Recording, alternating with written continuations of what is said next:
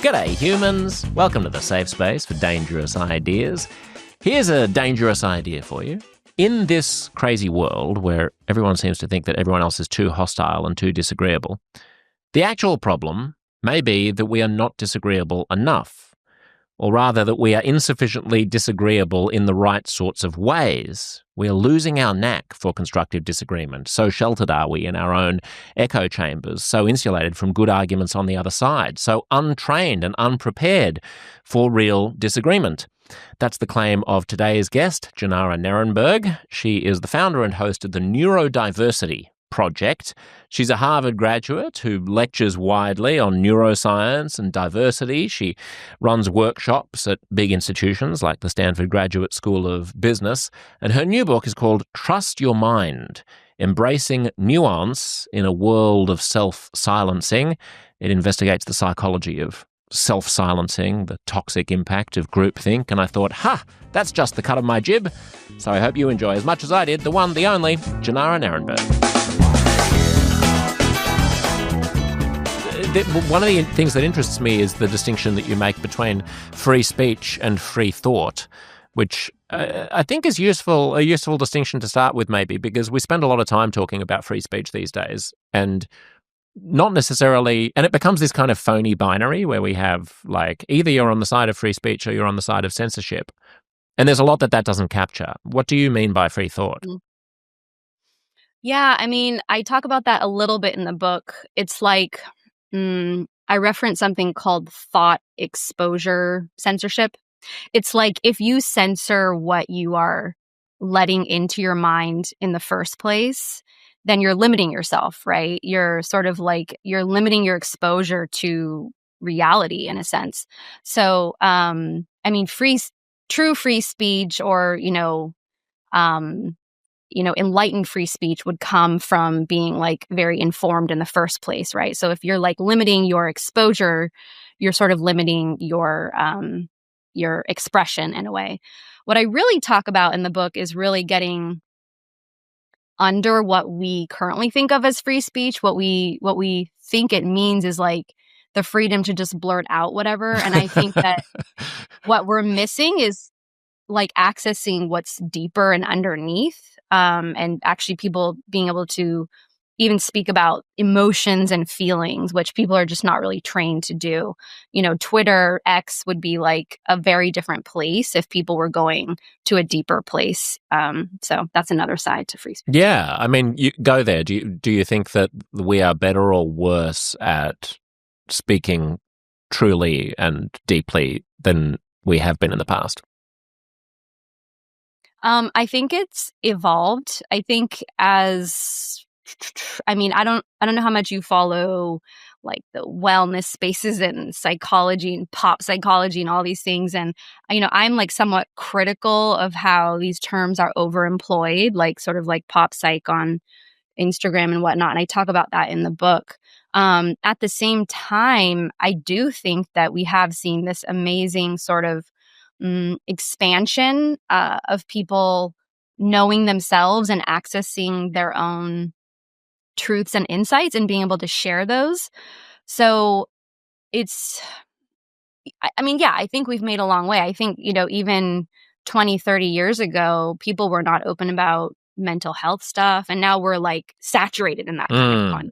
But if you think how far we've come in terms of being open about mental health stuff or emotions or learning how to work with your emotions, we've definitely evolved, but it's still in its infancy. And people, I think, are kind of a little, what's the word? Like kind of goofy, like learning this language to really express themselves, if that makes sense. Yeah. And I mean, as you say, you've been critical of this space in part because there's also a certain performativity or inauthenticity to the displays of authenticity. Right. There's a lot of let me show you just how raw and self-expressive I'm being in my vulnerability, which itself is like a big dick move.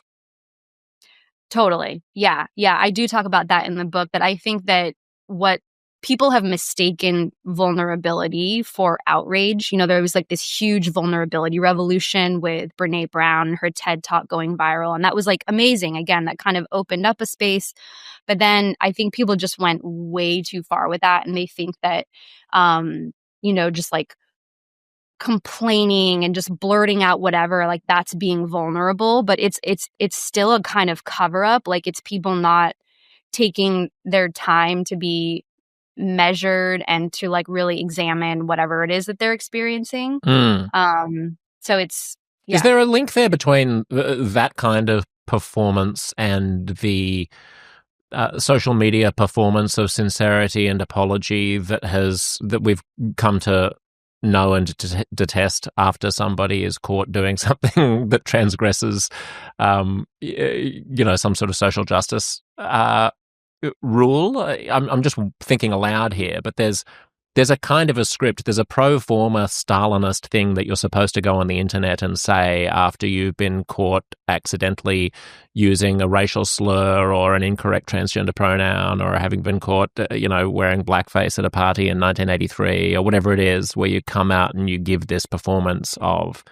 sincerity that it strikes me as not entirely dissimilar from the sort of phony sincerity that we see all over social media, whether it's people, bleeding their hearts about anti-Semitism or Gazan babies or the threat that Trump poses, or, the whatever it might be. Your sort of mission du jour is to exhibit a kind of rawness and authenticity. Mm-hmm. Yeah, that follows a certain explicit logic, I suppose. Right. Like I made this misstep because of X, Y, and Z or something. Yes, and there are certain things that you could jot on the back of a napkin in advance what Ashton Kutcher is going to say when he apologizes for having been insensitive towards Arabs. He's going to. Now is a time for listening. It's not a time for speaking. I have a lot of learning to do. I'm going to step back and be introspective, and it's all this kind of rhetoric of self-help. But it's for the purposes of, I would suggest, social status. Yes, I think that's a great point. And I think that it's different. Like if you're talking about celebrities and celebrity culture and the performance of vulnerability there, and then the sort of lay person version of that, which is not always about making some mistake, right? Because your average lay person is not granted the forgiveness and sort of space to be so publicly wrong about something or apologetic, right? Like they risk getting fired and whatnot. So yeah, I see what you mean. There's definitely kind of a script there when it comes to celebrities.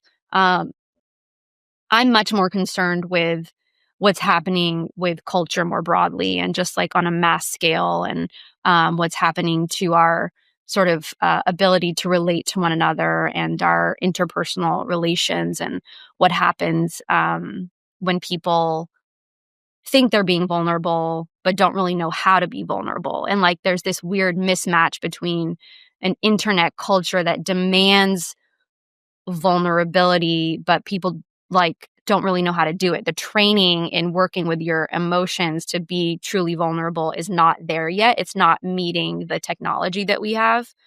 So I think it confuses people. People think that they're being vulnerable, and maybe it's a step towards actual vulnerability. But yeah, it's again, I'm kind of concerned about this blurring too. Like if people are sort of training themselves to be vulnerable online, but it's not quite hitting the mark, how does that transfer over to like real offline life, right? With your partner or a friend or a colleague? Yeah, and vulnerable is one angle, but I mean, you spend a lot of time in the book talking about the kind of self-silencing that we do to avoid conflict because we don't really know how to dissent from another person anymore. So it's not just about, bearing our soul. It's also about having the tools to engage in constructive disagreement and losing those tools. Absolutely. Yeah. I'm very interested in conflict and people's ability to sit with their discomfort. I mean, your podcast is called Uncomfortable Conversations, which is fantastic. And yeah, I mean, these themes have been explored a lot, in the last 5 to 7 years, in terms of self-silencing, self-censorship, cancel culture. I became really concerned about this several years ago, just like noticing like extensive groupthink on the internet, especially on what was called Twitter. Twitter went from being this place that was a place where you could just share things freely, and then you started seeing people acting like they were performing scripts, and it just When did you notice this? I mean, I think I gradually noticed it. I mean, I know people talk about 2014, 2015, there was this kind of turning point. In 2019, I was putting together a conference, and I myself kind of got like mobbed online. People were unhappy with the speakers that I chose for a conference. And that kind of just cemented it for me. This was 2019, so it was 6 years ago. And I was just like, this is such a strange like dissonance. Like this thing that I'm putting together is in the service of, this emerging kind of neurodiversity space. And there's all these people who are complaining that it's not neurodivergent enough. And they didn't know anything about the speakers. And so it was just like, you could see people getting caught up in something that wasn't real. And so it scared me. It freaked me out. And I didn't engage because I just was like, this is so stupid and ignorant. But it sat with me. And then, a few years later, I decided to write the book. I mean, you're lucky that you had the perspective at the time to notice it as mob behavior and as stupid and misguided, because the experience that many of us had between 2012 and 2018 or maybe even 2022 was of the world being extremely fraught and potentially hazardous, and the penalties for misstepping being extremely intense. And it was hard to identify at the time what now seems obvious, which was that it was a mob behavior phenomenon. These things happen from time to time. It's easy to whip people up to storm the village with pitchforks and go and burn a witch. You don't know, when you're the witch and the mob's at your door, you don't really notice that they're misguided mobs. You just think the world is a terrifying place and you're about to get burned at the stake. You know what I mean?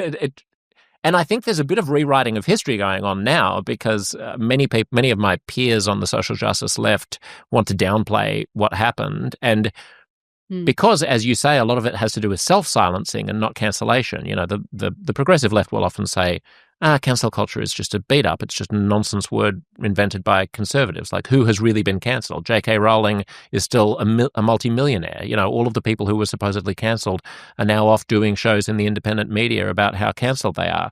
But that fails to capture the people who never got around to being cancelled because they never had the ability or strength or courage to say the things that in a flourishing society would have been said, but were never said because they didn't note or didn't notice the mob as being a mob. They didn't conceive of themselves as being worthy dissenters, or they did conceive of that, but they didn't have the courage or the wherewithal to say the thing that needed to be said nonetheless. So it's very messy, and I'm worried that we're now pivoting to a post-woke culture in which we just sort of paper over what happened and carry on as if it never did, assuming that the far right and the cultural right and the ascendancy of Trumpism dropped from the sky from nowhere, without reconciling ourselves to our own complicity and maybe creating conditions in which it was possible to come about.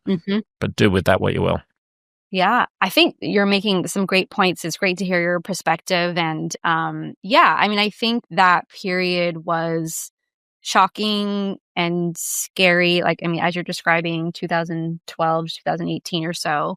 And I think that it's interesting what you're saying about people maybe kind of wanting to like sweep it under the rug and not really reconcile with it. I think, to some extent that was the angle of the book, because the book is really a psychological exploration of groupthink and the psychology of groupthink and what happens to people and the role of the internet and the algorithms and social media in cementing groupthink and how to pull away and sort of reclaim your humanity and see the humanity in others. And I didn't want to get into specific policies or instances or case studies necessarily, because these themes transcend all of that, right? They transcend the specific manifestations of these psychological trends. And the important thing is that we all start to understand this, right? And to have a little bit more agency, given the incredible role that the internet and social media play in our lives. We have to understand this. And it was a fascinating journey. I mean, diving into the psychology, it took me to looking at, extremism, what drives fundamentalism, because essentially we're seeing extremism and fundamentalism on a mass scale or like in everyday behavior, and people don't realize it. Like you were saying, people don't realize that they're getting caught up in mobs and mob behavior.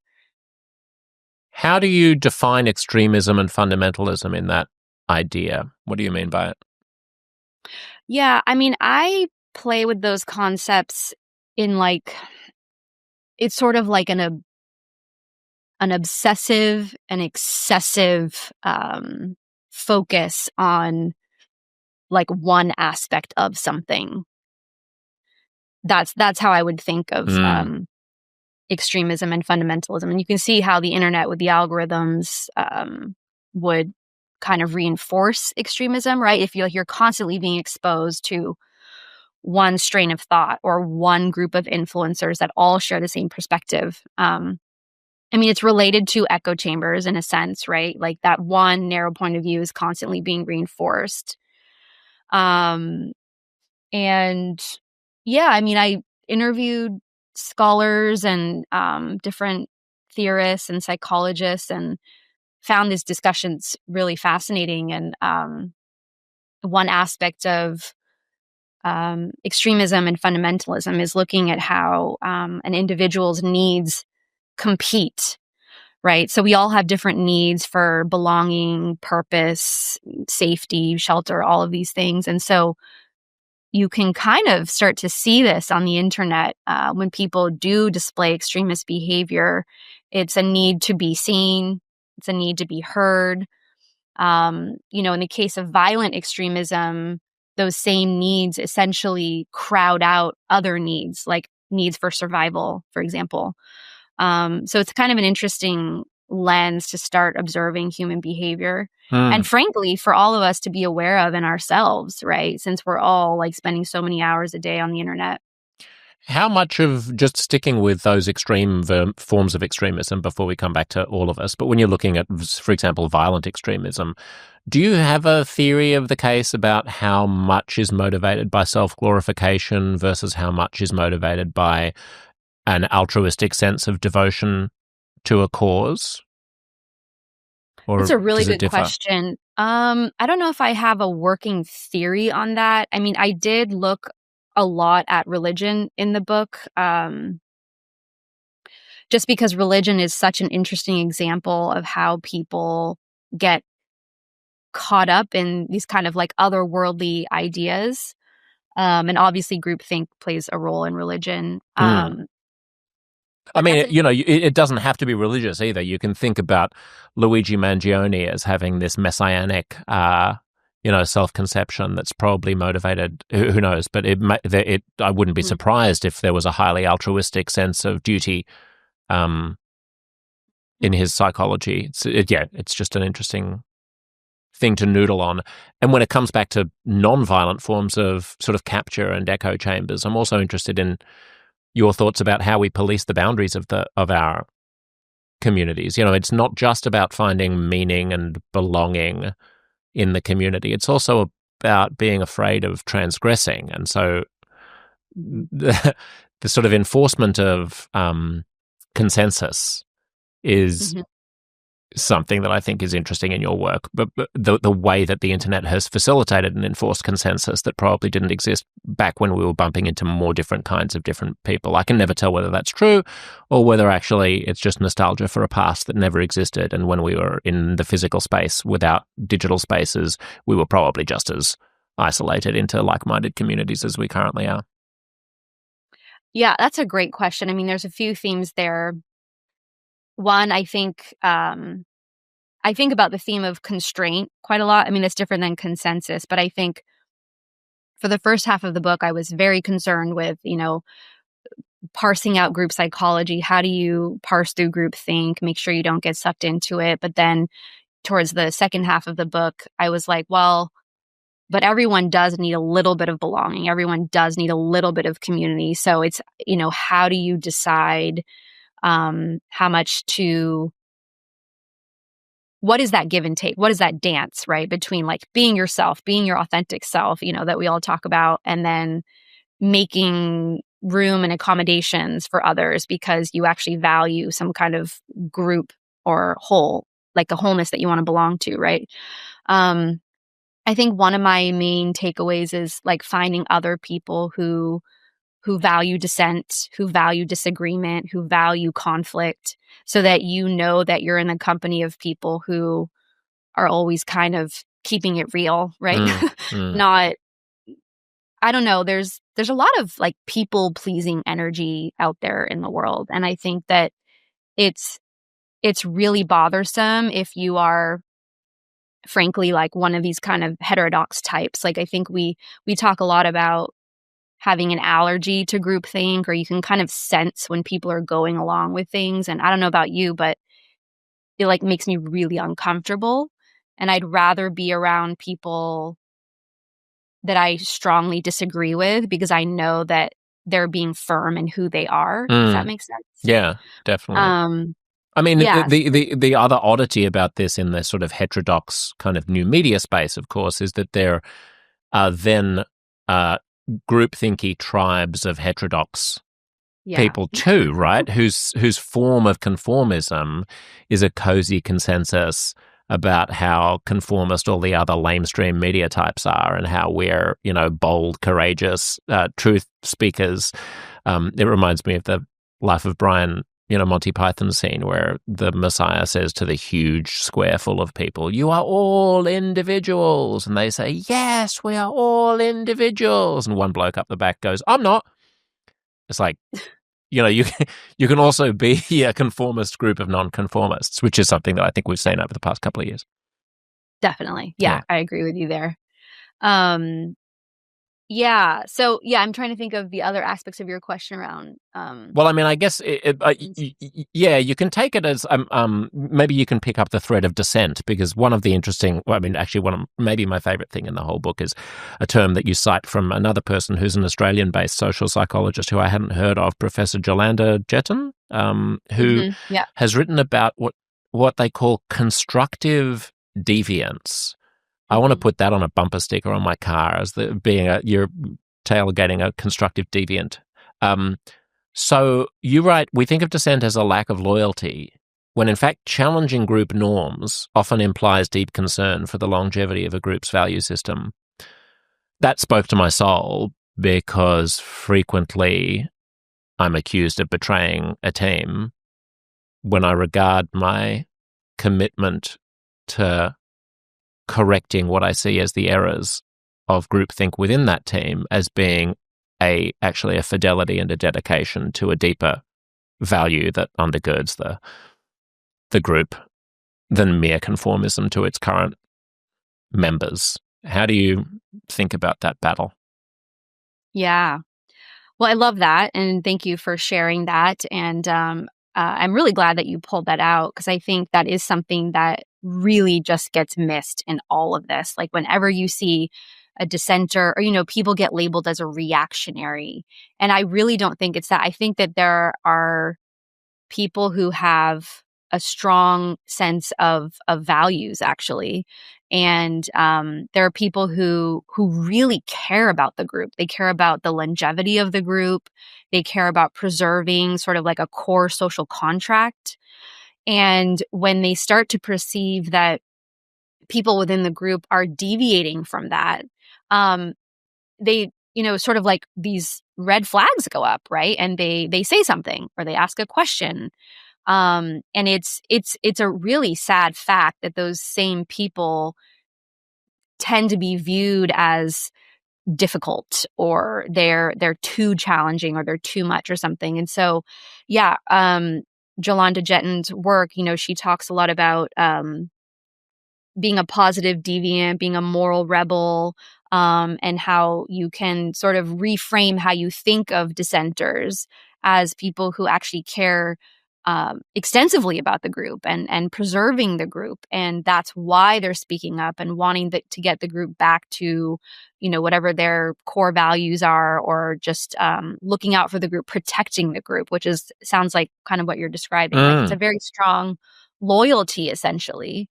So yeah, I would love to see us talk more about that in general, just like in the culture. Yeah, that's right.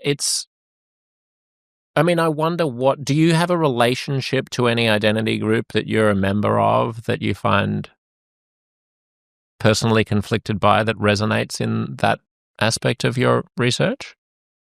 That's a really good question. Preserving the group, oh God. Like let me give you an example. Yeah. I'm married to a guy, and I'm frequently a person who is called upon in the press to give a dissenting view about the traditional LGBTQIA plus perspective on things like pride, or, some other form of what is regarded as being a consensus, which sometimes makes me a bad gay. Similarly, I'm a Jewish child of Holocaust survivors who is deeply ambivalent about the Zionist project and about what the Netanyahu government is doing, yet frequently gets caricatured because of my Jewishness as being, soulless or heartless towards Gazans or something like that. These are all groups in which I feel like defying the consensus is the truest thing to do to create the greatest amount of good and encourage the greatest amount of comity, but gets perceived as a betrayal of peers. And there is a real deep moral conflict, I think, between people who tether themselves to universalist values, as I tend to, and people for whom morality is about picking your friends and sticking by them, picking your community, or being, a loyal member of your community, and showing loyalty to the individuals who are in your tribe. I don't know any way to reconcile those two. Yeah. Well, I love that. And I actually think that we're going more in that direction. So in the book, I talk about something that I call identity orphans. And it was just a term that kind of just like came to me because it captured how I feel. So to answer this question and one of your earlier questions about like dancing around consensus and things, I had a really, really unique upbringing in like the heart of San Francisco, where I was not tethered to a group. And this was like something that I really couldn't talk about, like I don't know, not until the last few years. Why? Well, okay, because until recently, people were not willing to look at the nuances of identity, right? They just think like, okay, you are white, this is your experience, or you are gay, this is your experience, or you're neurodivergent, like this is your experience, you're black, this is your experience, you're trans, like that was a big motivator for this book. I just became so frustrated with this excessive checkbox way of thinking about the world. And I realized that I wasn't seeing a lot of public discussion about people who actually broke through those things, right? So I grew up, my mom was raised Baptist, my dad was raised Jewish, but they raised us Baha'i. My stepmom is an Iranian Muslim. My husband is a Nepali Buddhist. I was raised like very, very progressive when it comes to politics, but very, very conservative when it comes to like social beliefs because I was raised very religious. And Sorry, my which faith neighborhood, were you yeah, raised in? There was a I lot was, floating around there. I know exactly. So I was raised Baha'i, Is there such which a is, thing as deeply orthodox Baha'i? I just think of Baha'i as being like live and let live folks. it's not, I wouldn't say it's orthodox, but if you take it seriously and if you really, kind of internalize some of the core teachings, yeah, it's conservative. It's very conservative. And so I didn't really relate to a lot of things in pop culture about being a white woman, for example. Like my life was so different from what I saw in pop culture. That's the surest sign of internalized white supremacy and structural racism, as you know. Is what, not being able to relate? No, is your belief that you're actually not a part of the problem. I'm just channeling sure. the Ibram X. Kendis of the world. That Right, exactly. obviously there's a kind of a circular logic, which is your refusal to see how much of a white supremacist you are is evidence itself of your white supremacy. Right. And, I don't doubt that I had some, privilege or whatever. Like we can debate that. But what I'm more concerned with is like my internal conception of who I was and who I related to and the narratives that felt true to me and who I was drawn to. My neighborhood was primarily Black. My school was primarily Asian. So my norm, as a child, you're growing up in the world, like that's just normal.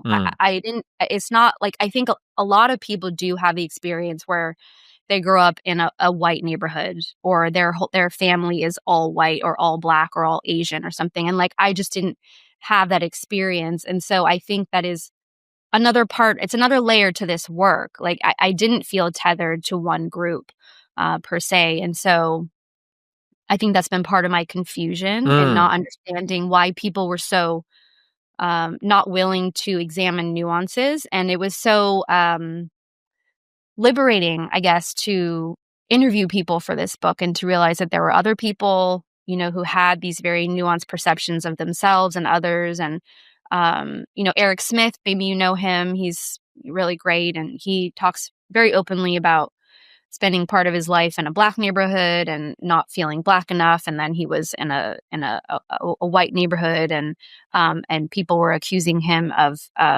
being like, he was like, he couldn't fit in either one. He was too white or too Black. And, and then that kind of like inspired his journey to just sort of like cutting through all of this stuff. But so all to say that I don't feel tethered to a group. I think a lot of people have felt that sense of disorientation over the past 10 years. A lot of people on the non-super social justice-y left. I mean, I hesitate even to use that term because who doesn't believe in social justice? But, I put scare quotes around it in the sense that most, I mean, I don't know about most, a significant number of people who are committed to the left-wing side of politics, we grew up in cosmopolitan big cities. We went to school with especially in the United States and Australia and Canada, and the UK, we went to school with lots of people of color. Our friends were from all over the spectrum. Our parents were the kinds of people who would have been cool with us being queer and so the idea that there's suddenly an online social justice reckoning in which we have to be assigned a label and wear an armband of some kind that denotes us to be one thing or not another thing did feel a bit reductionist. And it was hard to understand or to perceive that as a form of progress. Clearly, it wasn't a form of progress because I think they so badly lost that cultural argument that they've bequeathed us a much worse alternative. But perhaps that's a conversation for another day. Yeah, I mean, I think that it's interesting because I do talk a lot about, like, I think a lot of this stuff started out with really good intentions. And I actually think it has had, like, some impact in a good way. I think people are so hyper aware of this stuff now. People who didn't grow up in environments like we did, for example. And I think that a lot of the people that I spoke to for the book were people who did have some kind of early imprint, like early immersion in difference. And so they did not grow up in these very siloed environments that a lot of other people do. And so it's very possible that these sort of early kind of heterodox people were just the ones who kind of just had a different start and were like, maybe a decade ahead just by virtue of our childhoods or how we grew up or our families being very mixed culturally or something that we just couldn't relate to these very dominant narratives about race and social justice. So now everyone's had the exposure, which is great. But now I just think it's time for a way more nuanced conversation to happen. And I think people are ready or they have to become ready because now the whole conversation on DEI is rapidly changing. That's what I think. I'm not sure that I buy this framing that I hear a lot, which is that we just went too far, but now we're pulling back, and that it was necessary to go that far in order to get the laggards up to speed with where we were because we were enlightened cosmopolitans.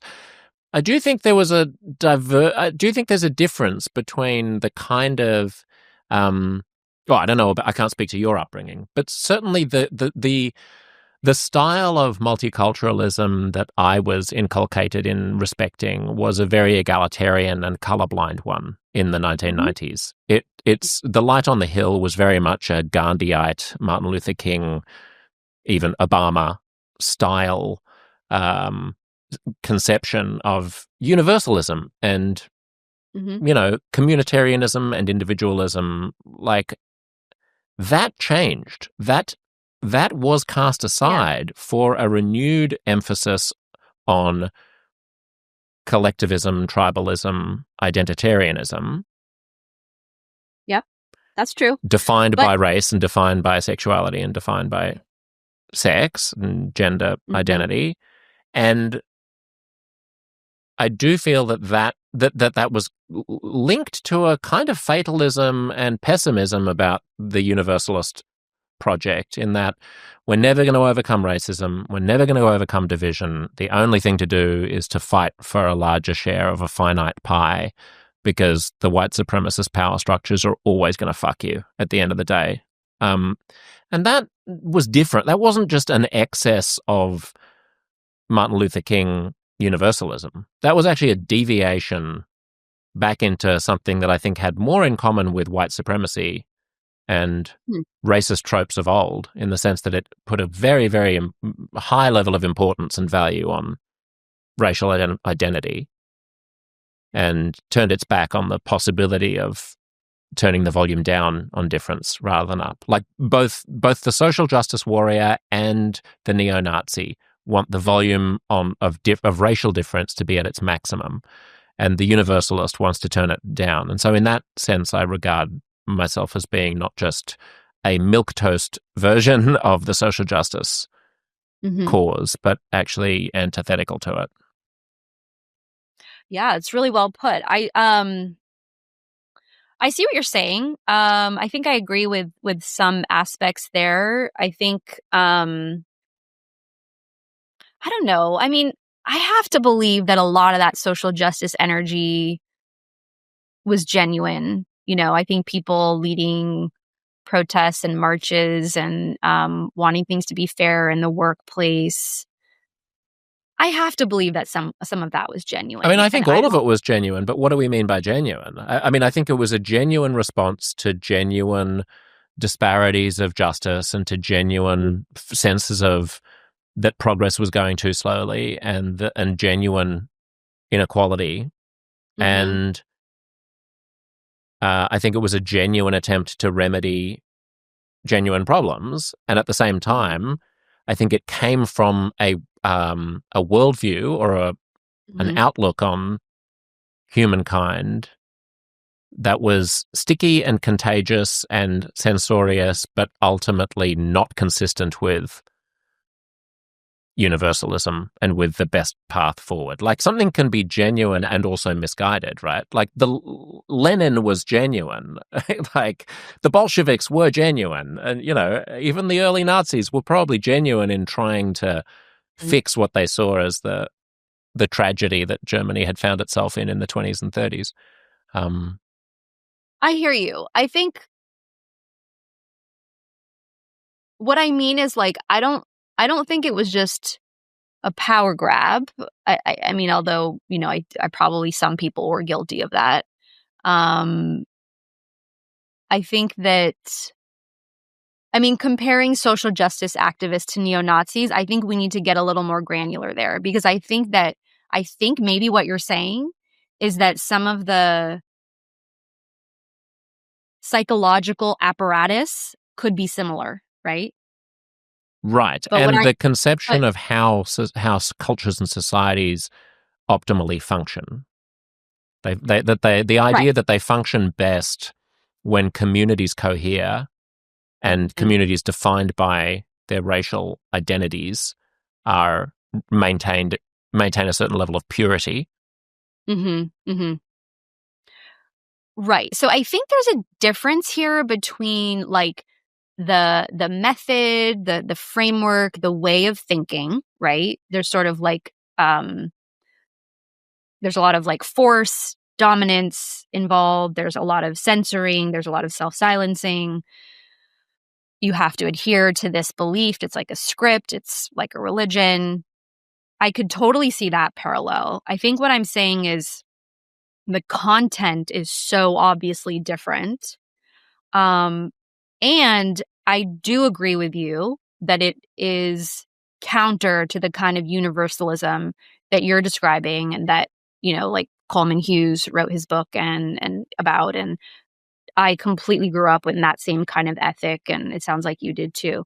So I do see that. Let me clarify. I'm not making a moral comparison here, and I understand your queasiness with perhaps the implication, which I should have made overt. There is no there's no moral equivalence between someone making I think an error of tribalism if they're coming from a historically disadvantaged and presently disadvantaged community, versus someone who wants to perpetuate a long legacy of brutality and colonization and and tyranny. So yes, let's allow that to be said. I'm talking sort of I'm talking as a cultural phenomenon and as a question of whether or not we have our eye on the prize of the right way forward. I think they're both making a similar cognitive and cultural error. So do you think that we need to return to that kind of basic colorblind universalism?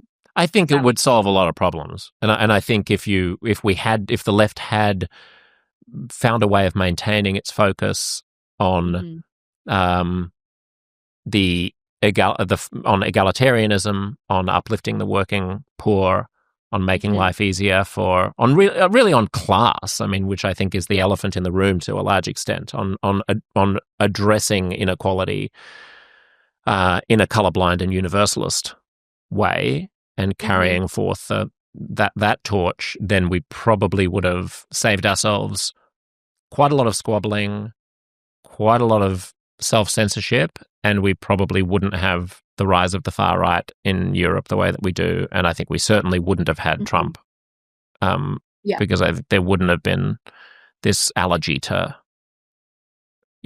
all of this is wouldas and couldas and shouldas. And I'm not 100% blaming the left here, because of course obstructionist Republicans have refused to pass any sensible, immigration reform or, to support proper health reform in the United States and so on. But yes, I think a huge amount of the causes behind so many problems at the moment come from losing sight of economic justice and replacing that with identitarian conceptions of justice. Yeah, I agree there, and I think that it was interesting working on this book, because in some ways it was kind of like a long argument for stating the obvious, like what to me felt obvious, because we did grow up with this very different sense of social justice in terms of that kind of like universal humanistic sense. And it seems like the current generation, like it's like Gen Z, for example, they're so saturated in the kind of identity based and category based way of thinking about other human beings that it's hard to imagine something like this. And it's been very shocking and surprising to see articles coming out describing pluralism as some kind of new idea or theory, or like, oh, what about this other thing? There's this whole other framework we should consider, pluralism. And it's like, I mean, that's what we grew up on. And so this is where I get really curious, because I'm like, okay, this is completely the internet and social media's fault then, because that kind of rigid reinforcement of which box do you belong in, which box do you put in your bio, which pronoun, which racial group, all of these things, which do you put in your bio, is a complete product of existing in life as an avatar, right, online, and figuring out your profile image and figuring out what keywords to put in your bio. And so it's kind of interesting to think, if we do return to pluralism, if this does become a kind of hot buzzword or like narrative that we suddenly shift towards, then it makes the last 15 or so years just look like this weird little blip.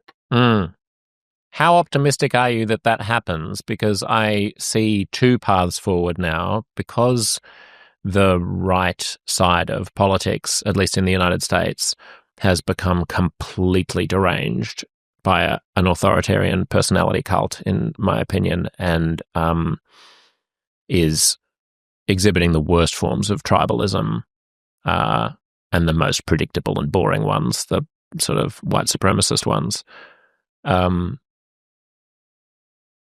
The left-hand side of politics now faces an existential choice of whether to double down on the instincts of the past decade or two and retaliate with yet more, and to join the fight basically on Trump's terms and perpetuate this war of groups, or to return to a universalist sense of economic justice and find some way of sidestepping the whole debate and appealing to people's common Americanness and common humanity. I don't know what preconditions we need for the one versus the other. Do you?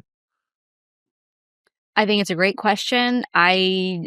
This is why I actually think psychology is very important, because I think that this is largely like a narrative issue. I think it's great that, Ezra Klein and Derek Thompson published Abundance, but I also think that it's like a very practical set of ideas. Like, it's like, I think that's very important, but I think there's this whole other half that we need to look at, which is like an emotional story and a narrative.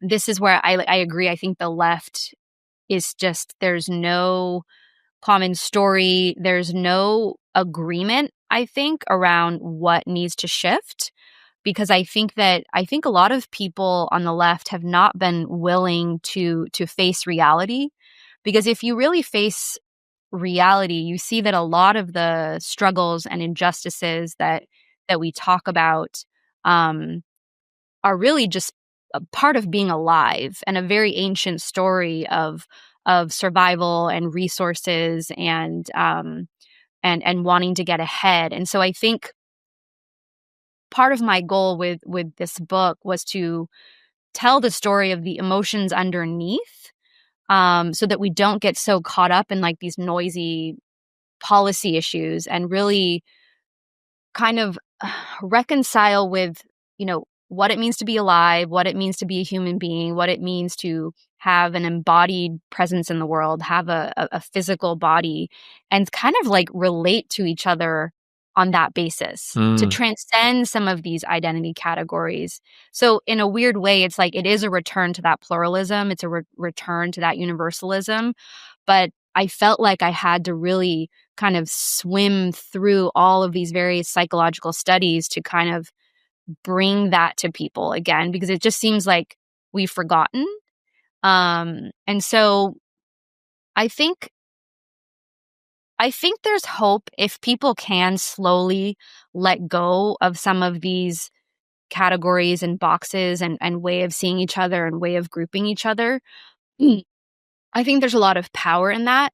But to kind of circle back to the beginning of our conversation, I think there's a lot of vulnerability required in that. And there's a level of maturity that people need to have and be willing to develop in themselves to just be real about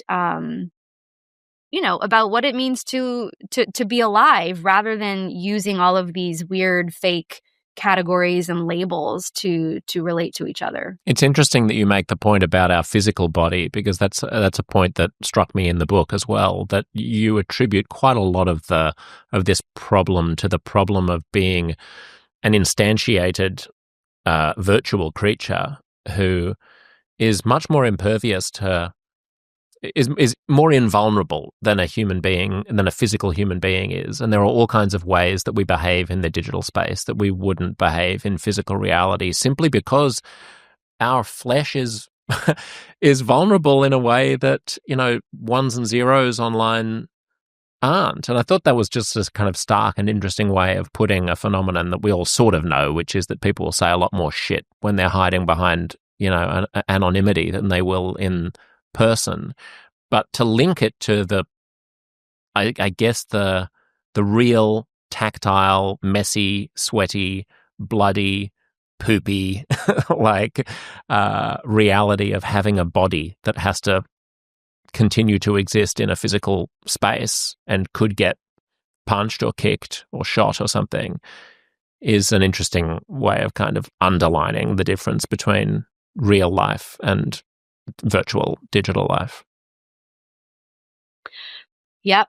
I mean, we're human beings. We have this strange virtual technology that sort of made us disconnect from ourselves and from each other. And I think a lot of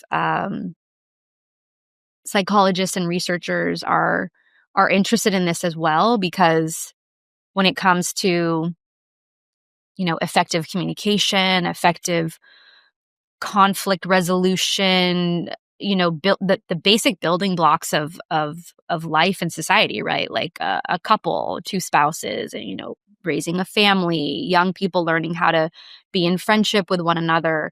So much of this is about reading each other's cues physically and being with each other in a physical space. And so, our really excessive virtual presences have kind of twisted or thwarted our abilities to relate to one another. So it remains to be seen, right? If we can just kind of get more human again, maybe there's some hope. I mean, it's interesting the way in which engaging with each other on social media and online encourages us to think about ourselves as identities, as a set of checkboxes, instead of as messy individuals, is not only an artifact of the fact that we have to create an avatar and think about ourselves as this thing, as this combination of attributes, but it strikes me that it also comes back to what we were talking about policing the boundaries of a community, in the sense that social media suddenly facilitated mob justice in a way that we had never experienced before. So it's not just that I'm expected to show up as a gay, Jewish, white, Australian male, cisgender male. It's also, even if I elect not to identify as any of those things, saying something that transgresses a norm will not just cause a raised eyebrow at the pub. It now has the potential to go viral and yield thousands upon thousands of people telling me that I'm a fucking monster. And that, I think, changed something about our ability to playfully dissent and disagree and, transcend identities. I think you're absolutely right. And I wrote this book mostly in 2022 and 2023, actually. And it was really funny because there wasn't a lot out there in terms of social science research on the kind of network effect that you're talking about. But I would say like 2024 onward, like I think a lot of people started maybe looking at this kind of around 2020, and then the research started getting published by like 2024. Because then suddenly I started seeing more research, and then, the book was done. But I think that that's a huge area that needs to be explored is, I was looking at individual psychology and sort of what's happening to our minds as a result of all this. But I think that we're going to be seeing a lot more research that looks very specifically at these sort of larger implications and larger psychological shifts for mass numbers of people because of what you're talking about. A lot of what I was writing about was guided by my own sense of things, my own experience, a few studies that looked at, group psychology, group think, how group identity is formed, sort of psychological principles that could withstand any historical era, if that makes sense, that could be applied at any point in history. But I think starting in 2024 and going onward, we're going to see more specific research that speaks to like this moment. Yeah, it's fascinating. I want to quote another thing from the book to wrap us up here, which is that you say no one knows how to talk and disagree respectfully, and people have no patience for differing viewpoints and opinions. You're right. We're all dealing with the consequences of a world where conversation is constrained by inauthentic parameters of acceptability, and we think according to the group we belong to rather than the conclusions we've drawn through our own reasoning. So this is something that I think everybody notices and recognizes, but it bumps up against the problems that exist when we try to do our own research and be independent-minded people. Like, if you think about what happened to podcaster Stan during COVID, it was not a it was not a great phenomenon to see people trying to figure out what independent thinking was and independent research was, because they had such a sense of being talked down to by elites and public health bureaucrats that they sought out a lot of information, and there became this kind of mantra of like, do your own research. And, you hear this from like QAnon as well, like look into it yourself, don't be a sheeple, don't take the man's word for it, right? And I wonder how you think about this conflict, because I'm not quite sure what I make of it myself. On the one hand, the desire not to be stuck in an echo chamber of groupthink, taking things on faith just because your tribe or an institution that has authority tells you that it's so, having an independent sort of journalist's mind, versus the fact that we really do have to take a lot of things on faith. And when the government tells me that ivermectin doesn't work, I just have to basically believe that. And it's right that I should believe that, because they know a lot more than I do about it. Like, how do I balance those two instincts? This is where I think there's no script and there's no formula. And I talk about that in the book as well, that this is just kind of part of the human experience. It's just a constant dance. And I think that some of this is just trial and error, right? I think as we go through life from childhood onward, we're in situations where we learn to trust people. We kind of develop a spider sense of who not to trust.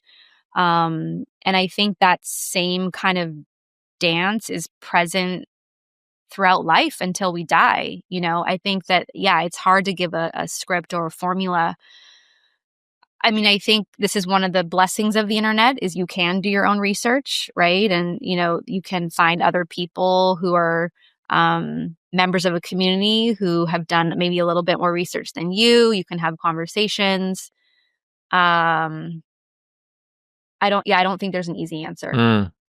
And lastly, how do you feel about civility versus hostility in human interactions and what online is doing to them? Because On the one hand, I hear a lot of people say that the world has never been coarser and full of gotcha questions, and that people are just yearning for more comity and understanding.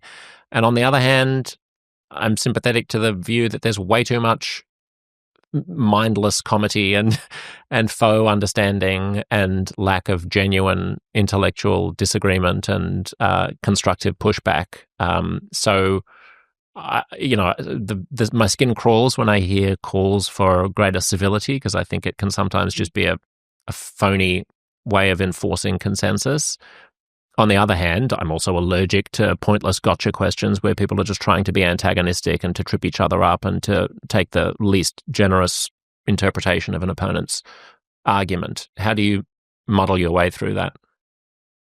Yeah, I think about this a lot, actually. So, it's funny. I have a similar reaction to this term civility. It's like, and I go back and forth even in thinking about how to talk about this book, because I think I'm really hungry and eager for more, like real talk and authentic conversation. And I'm, through writing this book, actually became a lot more comfortable with disagreement and uncertainty. And I had to sort of educate myself how to get better at those things. Like I said, having been raised, pretty religious, where there was like a very strong emphasis on unity and people, harmony and things like this. And so even though I was always like this very outspoken kid and was curious and was always talking to adults, there was no debate club in my school. I didn't really have a ton of experience with like fierce opposition and things like that.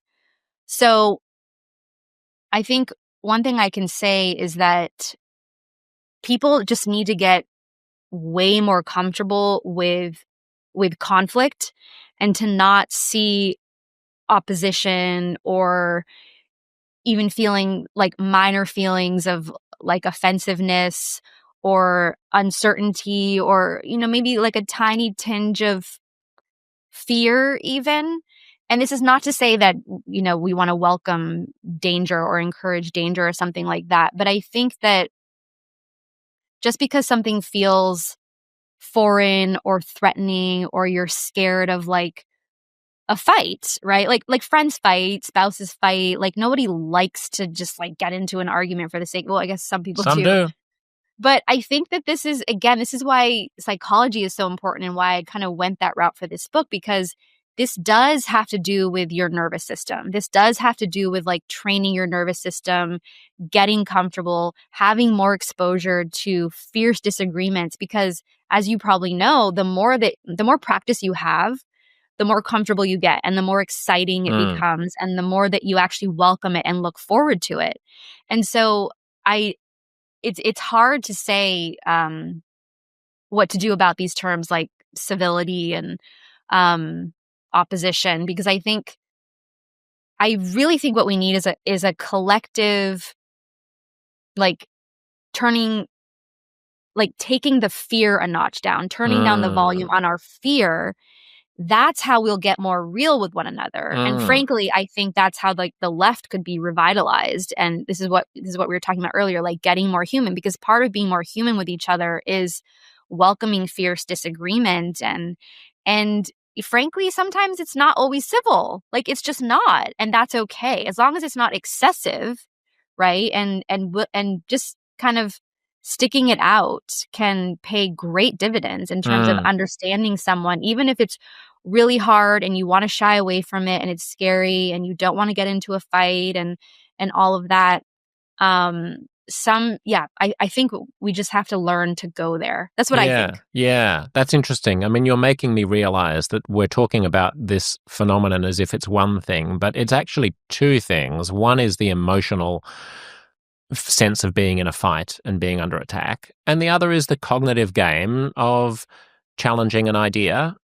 And for many people those two things seem like the same thing, and when their idea is challenged it lands as a threat and it has an emotional resonance. Because I don't like being in a fight, I don't like being in an argument, I don't like feeling like I'm under attack, but I deeply love the detached brain in a jar sparring with someone whose mind I respect in ways that are constantly probing what their argument is, and then they're probing mine, and hopefully we arrive at some better union as a result of the exchange. And I'm fortunate that I've done that enough, and probably just have a constitution which is such that that doesn't contain any unpleasant emotional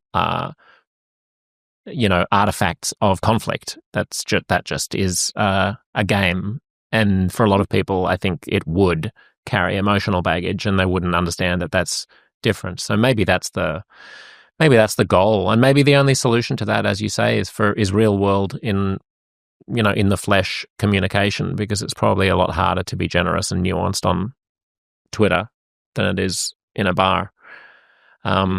Well, that's fascinating. All right, you've given me a lot to think about. Thank you so much for explaining it to us. It's lovely to talk to you and lovely to meet you. Thanks for your time. Yeah, thank you. Thank you so much. Great to be here and great to chat.